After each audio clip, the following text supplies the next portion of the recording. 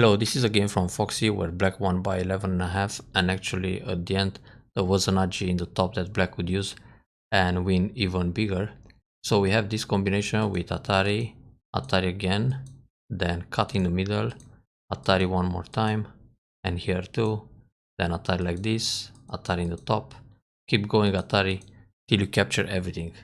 So in fact, if white is aware of this agi, when black plays the first Atari, white has to give up the stone and then simply connect. And this way, black will damage a few, like 6-7 points extra. But anyway, black is winning big. It's just that this is a good reading exercise to think about how to find and punish your opponent when there are so many cuts and Atari that you can use. It's always good to try to get something out of it. Oh, let's see if there's something on the bottom too. There's an Atari here, then an Atari like this, and an Atari this way. But there's nothing you can do because you cannot make an eye. Yeah, white is fine here, and so is this way. There was nothing in this area.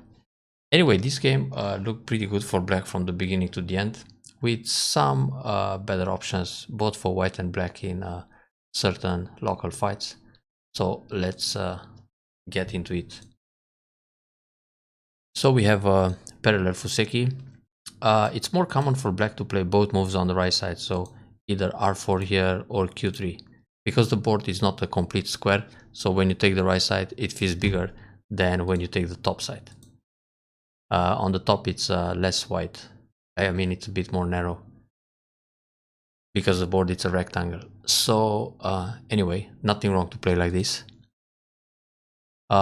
This is the kind of situation where white can consider the split, but that would be very old-fashioned. Inside approach 017, which is a little more modern, and of course the Sun invasion at r17. Or he can try things like d14 or attaching the top at e17. That would be a bit more fancy. But outside approach at r14 it's an option too. So black plays very calm. Black can also consider here pincer r12 or the pincer high at q11. Actually, it's nothing wrong to play 017. I remember AlphaGo, like the first versions of the AI, would always play this schema, especially in that series of games, Master Series against the world, against all those 60 games played versus top players. He was always playing this 017, never pincer. So keep the corner calm, which is good. And white would always continue with the attach. This is the modern style instead of S16. But nothing wrong to play S16. That's the classic Fuseki or Joseki. So this is a really basic pattern that used to be played for, I don't know, 3000 years maybe or more.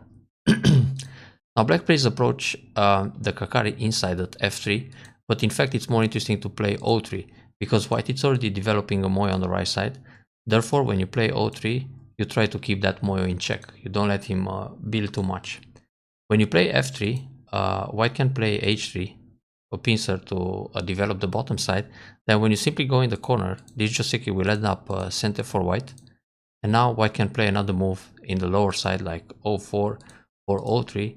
So the moyo becomes really deep bottom and right side. And then maybe it's a bit tougher to approach, invade or reduce. That's why it's more common to play the o3 instead of f3 in this particular case after the development on the right side. Also, black can still play moves like r3 right away or c3, or even just attack from the outside at c6. But I think among all these options, o3 should be the highest priority. So white played the pincer. Maybe black expected white to defend with a Keima, then play o3, and when white defends again, black will get a very nice moyo on the bottom this way. But this is a handicap style sequence. So white pincers, black jumps out, then counter pincers. Now this counter pincer is played when black has a stone at q4. In general, in this position, it's more common to put pressure at j4 and simply set up a wall.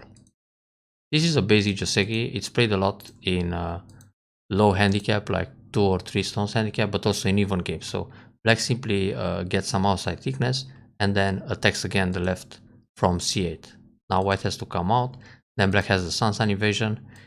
As black, you don't have to worry about this wedge at g5 too much. So for example, if you simply extend the left like this, when white cuts, it's not a big deal because the Sun invasion still works. So back to the original game. Black plays a counter pincer. Now here, white jumps out, but actually white can play a Kosumi, because when white plays the jump, black can still use this h2 in a combination to connect his stones up or down. I mean, when white cuts one way or the other, black will sacrifice a stone and link above. Now if white cuts the other way, it is the same thing and you still link on the 4th line. But if white plays the Kosumi, then this attached h2 will never work to connect, because white will just separate this way. So when white jumps, black extends for a base. This is very good. And later on, black can still use h2 or simply invade c3. So those two stones are quite flexible. Now white plays a move to surround these two stones. And actually for white, it's more interesting to play f6. But anyway, the idea is good. He wants to surround these guys, but black has the option to go in the corner like this, or black can think about h2, which happened in the game, or even play simply f2, and now when white separates, go Sun and leave in the corner. So this is one option. Going Sun right away, it's a fine idea too, because taking the corner and then also having the base at n3, it's worth it in order to trade both the corner and the side group for 2 stones on the outside. But this attach is very good, and when white plays the peep, this is actually a Tesuji combination to set up the cut at j2 or g2. So here, black should keep connected on the bottom side. Either play j3 or g2 or pull back at j2. But in this case, I think the best option is to play j3, and white will push through at f4, then black will no-b, and white protects the corner. But it's okay to give up this stone and keep everything connected on the bottom side, like this, because white really invested lots of stones to capture that particular one. So it's just giving one stone bait. Now, if black connects here, which is kind of heavy, white can use j2. So if you go back a little bit, when white plays j2 right away, black will cut, white will play Atari, black Atari on top or above, white connects, and then black covers. So here white has to struggle to leave inside, and black will it's already connected on the outside. Now that's the reason why white is using this peep first, because after the peep, if black connects and we have the same sequence, cut, cut, capture, black will never be able to play h4 because he puts himself in Atari. So therefore, black has to try a different plan. Instead of connecting here, you either pull back g2 or you pull back j2 or you bump j3. And it works fine, because if you bump j3, when white cuts, Atari, and then capture the stone. So white still needs to cut through, therefore black is center. Black doesn't care about that stone so much. And it shouldn't, I mean that's a small stone. So white here played the push instead of cut. Maybe that was a misclick, because the original plan is to cut at j2, that's why this exchange g4 for f4, so it facilitates these cuts, but white didn't cut, so now it's good for black again. Now here we can say black was a little bit lucky in this local fight, and white even played a Keima here. That's not necessary, because it's more interesting to protect the right side, either with p3 or let's say r7. Or right now play something big such as c10 or split the top side, but that will come anyway. So white plays this Keima, trying to get a lot on the right side, and black goes, ah yeah, this attack on the left side, very good. The kick is actually bad. White should go out at e7. Because if we think about the situation here, when white plays away, black wants to surround the 2 stones with another Keima. So that's the good move for white to go out. This kick helps black, black goes up, and then the corner is still in trouble. So white needs another move like d3, and even so, there is still edge at c5. So that kick, this is a thank you move, playing c7 for d8. So far is good for black. Now white invades the top, and in this case black extends the left side. Here there are 2 moves to think about. g17 in the top, which pushes white towards the right at m17, but then black needs s17. So in this case it's more interesting for black to attack at l17, so he doesn't allow m17, White approaches the corner because white needs a base anyway, and this will induce the extension at d12. Anyway, black wanted to play d12, so it's more interesting to play 1, 2, 3. 1 in order to induce 3. Remember this combination. Like this, white can still choose where to extend in the top, so white can play m17, threatening the corner. Black defense it's proper at s17, otherwise white will push through, and now white can get another extension towards the top left, so white could get both extensions left and right instead of just one. But black didn't protect the corner and invaded the low right corner. Well, it's possible to ignore that, but instead of r3, it's more interesting to get inside at r6. Now, if white plays the kick and then he defends the corner at p3, it's still okay for black, because actually black wants to damage this area more than develop the bottom. On the bottom, black is strong enough, and it's not so interesting to increase with 10 more points. But breaking the right side prevents a large moyo here, which happened later. So when black plays here, obviously white is not going to separate q3, because if this happens, white is making a wall that's facing the black stone. So white wants to block the right side in order to set up the moyo. Here white could hane, pull back, and then play another move like this, or some kind of jump here or here, in order to make this box. So now it's much harder for black to get inside the moyo. Therefore, going san-san here wasn't the best choice. Instead of this move, should double up, because from the double up, there is nothing here. These cuts are not a problem. Besides, once you connect with the double up, even if white plays here to enclose the moyo, black can get inside at n5. Now, if white plays another move to prevent this n5 here or push, black can come with a shoulder hit on the right side. So black played a no-b, white pushed again, then black comes in. That's very good. Well, before you do that, you can push here first, this and these two. It creates some agi. Anyway, it's sent to play both 1 and 3, or at least 1. And then this also creates a cut at 0.5, so black can eventually peep, but now shoulder hit. Because if you don't play n4, let's see what happens. Yeah, white reacted on the right. This jump is good. Atari. The connection should be the other tiger mouth. If white plays a peep here and then white tries to connect under this way, it's not a big deal. Black has this schema to come into the center and escape faster.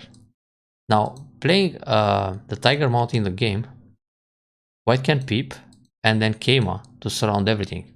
And now black is a little bit in trouble with this group. So let's see, push, hane, push again. Black doesn't really have eyes on the right side, so now it's gonna be tough to run into the center. In general, you want to play either this move or something lighter, so you can go out into the middle faster. And yeah, in this case, it's okay to play the tiger mouth this way. If white cuts, you play Atari and connect. So now the shape is excellent. When white connects under, you go out with this schema. So the tiger mouth was directed in the wrong, it was facing the wrong direction. Atari here is very good. White shouldn't go for the one stone capture. White should peep to make this heavy, and then if white just wants the right side, r8 is the proper move. When black plays here, you know B. When black plays here, white connects under. And then black is still on the run in the center. So taking the stone, it's exactly what black wants to happen. These moves were good. Very good to protect at q2. Now white should still go down because the Atari hurts. So black played the Atari. White took a stone with so many moves. This is clearly a better opening for black. Then peep and make some eye shape. Black could push here first to make some eye shape in the center, then the Kosumi. Yeah, it's easy to leave on the side now. Let's see how it continues. Well, it's really hard to kill this group. Actually, it's better for black to play a one space jump here. If white connects under, you have the throw in, then block, throw in again, but it's not really necessary. Atari from the outside, so there's already a eye in the middle, then push and go down. And we have one eye here and one eye here, so it's clear life. Now like this, it got a little bit dangerous. So you connect it, and white could actually peep this way first and then block. And taking the 3 stones is just 1 eye in fact. But it's still kind of difficult for black to for white to kill everything. Yeah, he's trying to force the eye. Yeah, this makes sense. But not so easy to kill actually. Black can push here first, and now if white blocks, you kill everything. So white needs to come out, then you have Atari here, then white has to connect and take the stone. So yeah, black can leave. Well, same thing. So the group is alive. And once black leaves on the right side, it's a very difficult game for white because he relies all his game on the Moy on the right, and now it disappeared. Vanished completely. Fine. Tari, connect. This was Sente. Very good to get inside. This invasion is good too. Okay. Fine. You can simply go down at b5 and it's alive. If white tries anything here, this can be a Seki. And this is also an option to create the 1000-year call, but actually black can also connect underneath. So yeah, this group will leave. This is a smaller life. Fine idea and go down. White had to protect. Here black can jump in the center like this, threatening the cut or play a peep. But okay, this can happen later. Oh, instead of playing that move, in the top, when you see this formation, you have a combination, nice Tetsuji, which is J18. Because from J18, when white extends to the left, black can go to the right, like this, and Hane. And if white extends to the right, black goes to the left. And even if white plays Atari and Atari, black is already alive inside. So damage is done. Now, if white plays the Hane, you go crosscut. When white takes a stone, Atari from the outside and connect. So you separate the other stone. And it's the other way. If Hane here and crosscut, sorry. Hane the other way, then crosscut, then this, then Atari, then this, and connect. So it works both ways. With this Kosumi, it's just endgame. It's more interesting for black to think about, for example, Tsuke up or down, because, or like this, shoulder hit and attach. Because there is also this cutting point in the center that you want to use. And well, with this shoulder hit, oops, too many black stones, sorry. So black, undo. And then attach. You can gain something in the center, I mean, grow this area towards the middle. So, just Kosumi kinda lost the other options. But black is ahead, so it makes sense to keep it safe and sound. Fine. You can get into the center from the left. Just a 2-space jump here. Here you want to use the cuts. You want to be able to push and cut like this. Then go out. Kosumi. Put more pressure on the stones. This way. Then connect to the left side. So all the center is erased. But it's already a 1 game for black. Here this move is Sente. White has to protect this way. So go out.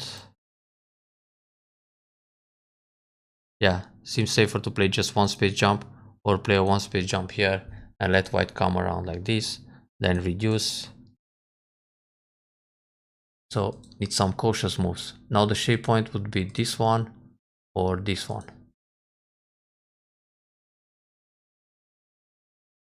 But white can still use those cuts. So push and cut. Oh, no cut. Huh, nice. That was big. It's good to play a Hane here. Threatens to get inside. And make some points in the center. This peep shouldn't be centered, but it was impressive. Now block this way, threatening the double Atari, then jump in. Yeah, I should Hane the other way. Hane, if white blocks, then Atari, then push, cut, and capture. So when Hane here, white has to go up, then just Nobi. Because this Nobi is threatening to push inside and to cut these guys. So that way, white got a little profit, but he's still way behind. Well, 10 points is not that much, but still enough. Here it's possible to play the Hane. If white cuts, you have Atari, then this move to capture the top. So white has to pay attention. White needs to play this one, then you can push along, white blocks, connect, and pull back, so you reduce more incentive. Also, after you play this move, it's good to play Hane on the first line. White can only jump. If white plays Nobi, you push again, and everything is sente. And if white plays the jump, you leave the position like this. Now, if white blocks, that's a problem because you're going to cut and Atari and capture everything. Or Atari, he plays here, then you catch the stone in the top and damage some more. Then white has to go down also like that. That was a little minus. Better push. Connect, Atari, connect, Hane. Now when white cuts, Atari, Atari, and leave it like this. So the jump, I mean the Hane, okay, this connection is not necessary. Let's read that out. So let's say black plays where Atari here or whatever. If white cuts, Atari and push. And when turn, block, you have 4 liberties against 2. So this connection was completely unnecessary, -1 point. But I get it. Black hits ahead and he wants to be conservative. Ah, nice call. For free. That's fine, this is proper. And nothing left. Good catch. Except that after all these neutral points are filled, black should Atari, Atari, Atari, Atari.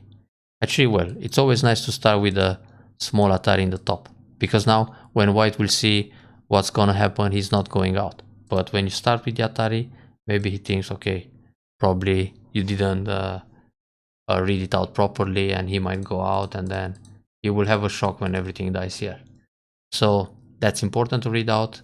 Not connecting B17, it's also important. It doesn't matter if you're 1 point ahead or 100 points ahead. When you don't have to defend inside, you don't have to add another move. So enjoy the review and keep on winning.